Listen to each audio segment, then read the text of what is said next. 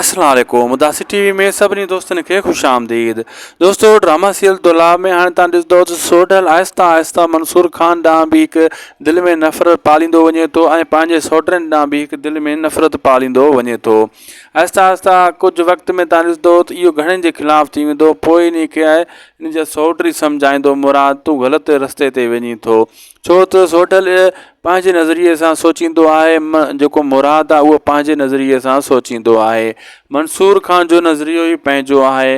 सोढल खे इहा टेंशन हूंदी आहे हर वार त मूंसां मथां को धोखो करे ऐं उन खे पंहिंजो मतिलबु पाण खे होशियारु सम्झण जी कोशिशि कंदो आहे हर वक़्तु इहो सोढल। ऐं सोढल जी मां तव्हांखे अपडेट ॾींदो हलां त अॻिते हली सोढल वॾा वॾा कमु कंदो, वरी अहिड़ी ग़लती हिकु चकर ॿीहर कंदो, वरी उन ग़लती में फासंदो। जीअं ॿ टे ग़लतियूं करे चुको आहे, रज़न जे हथां फाथो, होॾो वरी जेको आहे दोस्तो काफ़ी मतिलबु फ़ैसिला उबता सुबता कई। अचण वारे वक़्त में इन सां वरी ॿीहर ईअं बि थींदो।